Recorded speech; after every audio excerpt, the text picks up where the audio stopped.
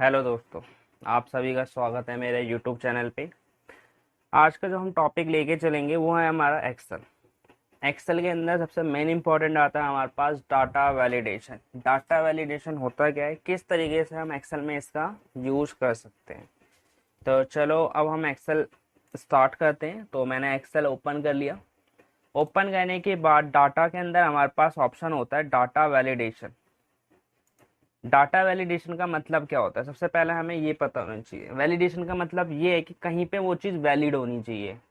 For example हमारे ATM card हो गए, क्रेडिट कार्ड हो गए, या फिर अगर हम डिश टीवी रिचार्ज करते हैं, मोबाइल फ़ोन रिचार्ज करते हैं, तो वैलिड होते हैं। टाइम पीरियड की एक लिमिट होती है। तो सेम चीज़ यहाँ पे हमारा जो डाटा वैलिडेशन का मीनिंग है, टाइम पीरियड को, लिमिटेशन को लेकर के है कि कहाँ पे वैलिड होगा और कहाँ पे वैलिड नहीं होगा।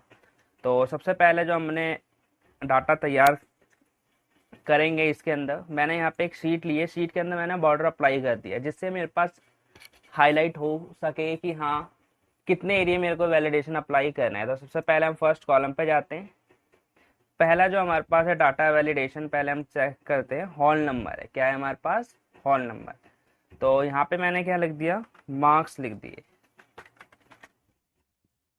ठीक है, अब मुझे क्या करना है, यहाँ पे मार्क्स डालने, बच्चों के मार्क्स फिल करने कितने एरिया में। अब जितने एरिया में आप वैलिडेशन लगाना चाहते हैं आप उतने एरिया को पहले सिलेक्ट करोगे, उसके बाहर एरिया में वो वैलिड नहीं होगा। तो यहाँ पे गए डाटा वैलिडेशन। डाटा वैलिडेशन के अंदर जाना है आपको। यहाँ पे फर्स्ट ले लिया मैंने हॉल नंबर। हॉल नंबर में पूछा जा रहा है डाटा बिटवीन, मतलब दो नंबरों के बीच, minimum number and maximum number. तो मैंने यहाँ पे क्या करा, मिनिमम नंबर लिख दिया 45 टाइप कर सकते हो आप, मैक्सिमम नंबर लिख दिया मैंने 68। 45 से नीचे मिनिमम और 68 से मैक्सिमम आप नंबर्स टाइप नहीं कर सकते। इनपुट मैसेज में आप यहाँ पे मैसेज टाइप कर सकते हो जो एरर शो करा है, सॉरी जो आप मैसेज के अंदर शो कराना चाहते हो सेल के अंदर। जैसे मैंने लिखा एंटर द एनी नंबर। ठीक है, एंटर द एनी नंबर लिखा मैंने यहाँ पे। उसके बाद आता है मेरे पास एरर अलर्ट। एरर अलर्ट का मतलब ये है कि अगर मैंने इनवैलिड कोई नंबर डाला तो वहाँ पे क्या मैसेज आना चाहिए। तो मैं यहाँ लिख देता हूँ, please type A correct number. Okay कर लेते हैं अब हम इसको। अब देखो मैंने जो मैसेज दिखाया था वो मैसेज पूरे में शो कर रहा है। मैंने क्या लिमिट रखी थी, 45, एक्सेप्ट कर लिया 44। अब क्या दिखा रहा है, प्लीज टाइप है करेक्ट नंबर। इसका मतलब क्या, मैंने जो लिमिटेशन रखी है आपने उससे मिनिमम नंबर टाइप कर दिया। मैंने लिखा है 68, एक्सेप्ट कर लिया 69, ये मना कर देगा। ठीक है, ये था हमारे पास फर्स्ट हॉल नंबर। तो हॉल नंबर को मैं यहाँ से क्लियर कर देता हूँ फिलहाल। ओके, क्लियर करने के बाद अब मेरे को क्या करना है, इसमें सेकंड वाली कंडीशन अप्लाई करनी है। इसके अंदर जो ऑप्शंस हैं डाटा के अंदर, बिटवीन की जगह मैं ले लेता हूँ नॉट बिटवीन। नॉट बिटवीन का मतलब क्या है, यहाँ पे कोई बिटवीन नहीं है, सॉरी। यहाँ से लेते पहले हम इक्वल 48। इसका मतलब क्या है, 48 ही टाइप होगा, ना उससे ऊपर ना ही उससे नीचे। ठीक है, मैं एक एक एग्जांपल करके दिखा देता हूँ आपको। इसके बाद हमारे पास आता है हॉल नंबर के अंदर ही इसी तरीके से not equal, greater than, less than, greater than and equal, less than और इक्वल। नॉट बिटवीन का मतलब यह है कि बिटवीन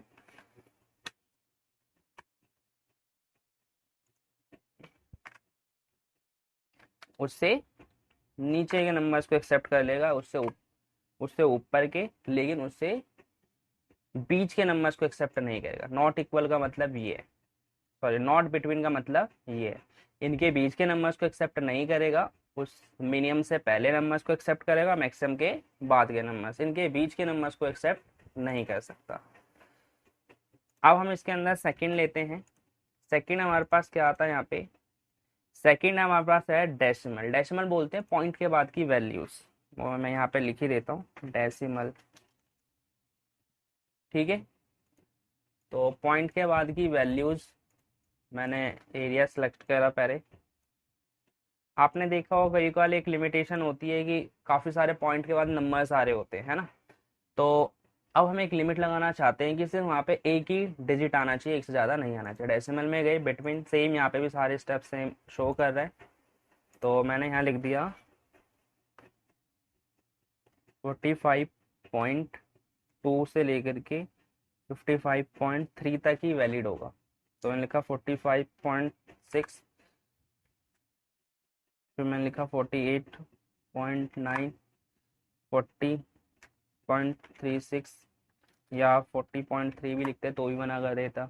मतलब पॉइंट के बाद की वैल्यूज को ही वो, मतलब जो रखा है, मैंने जो नंबर डाले थे, डिजिट डाले थे, वो तो ले गए, लेकिन हमने यहाँ पे क्या यूज करा, डेसिमल का यूज करा है। बस इतना डिफरेंस है।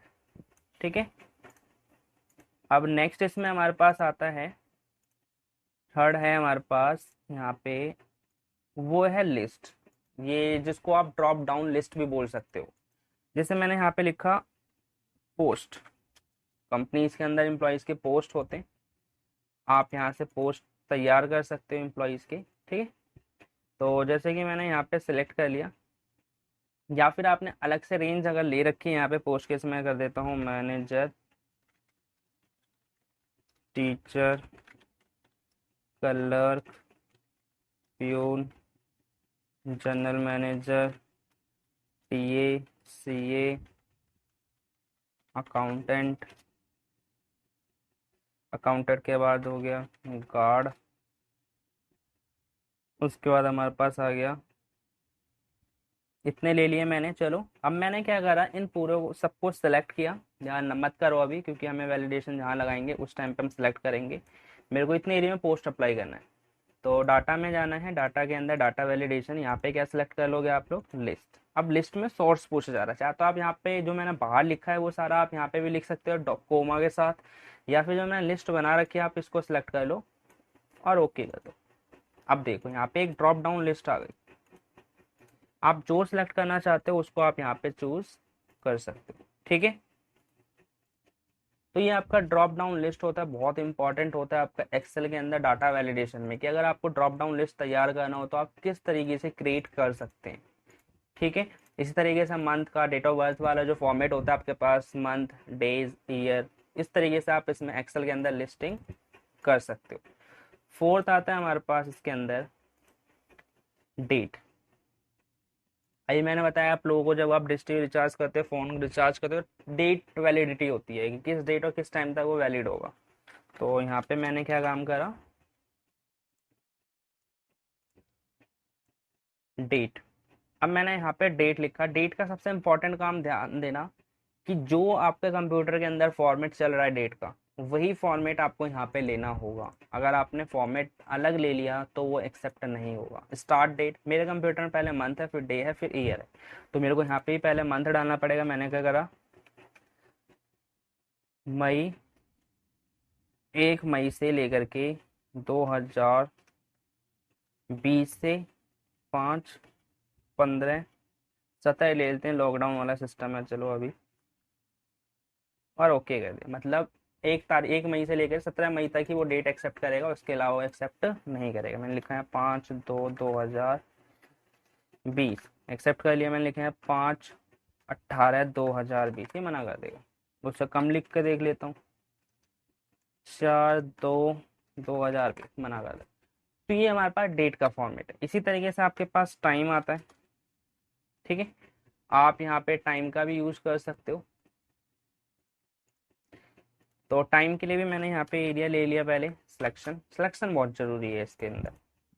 डेटा वैलिडेशन में गए, यहाँ पे टाइम ले लिया मैंने। टाइम के अंदर सेम, टाइम में का भी इंपॉर्टेंट है, पहले है आवर, मिनट, सेकंड, फिर एएम और पीएम। तो मैंने यहाँ लिखा 8:15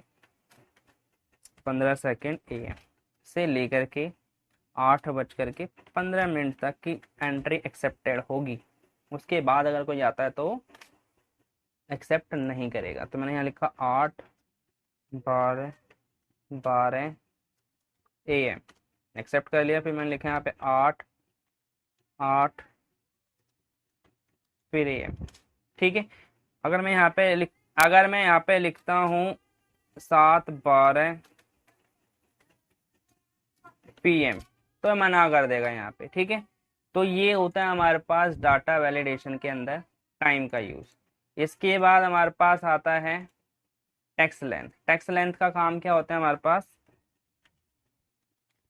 सबसे इंपॉर्टेंट आता है हमारे पास एड्रेसेस। कभी कभार आपने देखा होगा कि जब आप कहीं पे फॉर्म वगैरह फिल करते हो लिमिट होती है, लिमिट होने के बाद क्या होता है आपके पास कि आप उतने ही टेक्स्ट को टाइप कर सकते हो, उससे ज़्यादा टेक्स्ट को टाइप आप नहीं कर सकते। तो मिनिमम मैंने बिटवीन लिखा हुआ है, सेम यहाँ पे भी मैंने लिखा है मिनिमम 5 वर्ड्स एक्सेप्ट करेगा, मैक्सिमम 15 वर्ड्स एक्सेप्ट करेगा, मतलब 15 टेक्स्ट हम टाइप कर सकते हैं। फॉर एग्जाम्पल मैंने लिखा है साकेत, ले लिया इसने, फिर मैंने लिखा है यहाँ पे लाल किला, ये भी एक्सेप्ट कर लिया, फिर मैंने लिखा है यहाँ पे वसंत कुंज, इसने ये भी एक्सेप्ट कर लिया, फिर मैंने लिखा है यहाँ पे वर्ड नंबर 1 मेहरौली। अब इसने क्या करा, मना कर दिया, क्योंकि ये जो हमारा था टेक्स्ट लेंथ से ऊपर जा चुका। अगर मैं यहाँ पे लिखता हूँ सिर्फ लाडो, ये भी मना कर देगा। तो ये होता है आपके पास डाटा वैलिडेशन, ठीक है। तो डाटा वैलिडेशन में एक चीज और होती है जो मैं आपको बता दूं। अब मैंने कितने एरिया में वैलिडेशन लगी हुई है, ठीक, चलो मैं डेट पे ले लेता हूँ। इतने एरिया वैलिडेशन लगी हुई है, यहाँ पे गए डाटा वैलिडेशन। अब जो एरर अलर्ट है, एरर अलर्ट को हम हटा देते हैं, ठीक है। एरर अलर्ट को हटाने के बाद अब यहाँ पे ओके कर देंगे। ओके करने के बाद अगर मैं यहाँ पे कोई भी डेट मंथ डालूंगा तो वो एक्सेप्ट कर लेगा। मैं कुछ भी टाइप करूं लेकिन वो एक्सेप्ट कर लेगा यहाँ पे, ठीक है। अब इसका यूज क्या है, इसका यूज ये है कि इसके नीचे जो ऑप्शन दिखा रहा है सर्कल इनवैलिड डाटा, मतलब जो इनवैलिड डाटा मैंने टाइप करा है उन पे क्या करेगा, वो सर्कल बना के शो कराएगा। तो ये होता है आपके पास डाटा वैलिडेशन के अंदर सर्कल इनवैलिड डाटा का भी यूज। और क्लियर वैलिडेशन, सर्कल का मतलब ये है कि जो सर्कल बन के दिखा रखे हैं वो हट जाएंगे आपके, ठीक। इसके बाद एक और आता है मेरे पास डेटा वैलिडेशन के अंदर, यहाँ पे लिखा हुआ एरर अलर्ट में स्टॉप है, एक वार्निंग इन्फॉर्मेशन है। स्टॉप मतलब जो परमानेंटली स्टॉप कर देगा, वार्निंग जो वार्निंग देगा, और इन्फॉर्मेशन का मतलब क्या है, जो आपको इन्फॉर्मेशन देगा। वार्निंग का मतलब क्या है, आपको ये मैसेज में शो करेगा। मैं यहाँ पे सिर्फ वार्निंग ही लिख देता हूँ, देन ओके। मैं यहाँ पे कुछ भी लिख देता हूँ, 7:12 ये हमने क्या करा, हमको वार्निंग दे रहा है, पूछ रहा है हमसे आप कंटिन्यू करना चाहते हो, यस कर दो, वो दिखा देगा टाइम, नो करोगे मना कर देगा, कैंसिल से हट जाएगा, हेल्प से हेल्प ले लेगा। तो ये था आपका पूरा का पूरा डाटा वैलिडेशन। किस तरीके से आप डाटा वैलिडेशन का यूज कर सकते हो अपनी एक्सेल फाइल के अंदर और अपने ऑफिस के अंदर, ये सबसे इंपॉर्टेंट है आपका डाटा वैलिडेशन। मैंने आपको 1 बाय 1 सारे एक्सप्लेन कर दिए हैं इसके अंदर के पार्ट्स, ठीक है। तो आप इस वीडियो को ध्यान से देखें और सीखें कुछ, और अपने छोटे छोटे से नोट्स जरूर तैयार करें, क्योंकि विदाउट नोट्स आपके कंप्यूटर लाइन के अंदर या लैंग्वेज के अंदर आप इजीली किस चीज़ को लॉन्ग टर्म तक यूज नहीं कर सकते, ठीक है। तो अगर अभी तक आप लोगों ने मेरा चैनल शेयर और सब्सक्राइब नहीं करा तो प्लीज़ शेयर और सब्सक्राइब करना ना भूलें। वीडियो को देखने के लिए थैंक यू।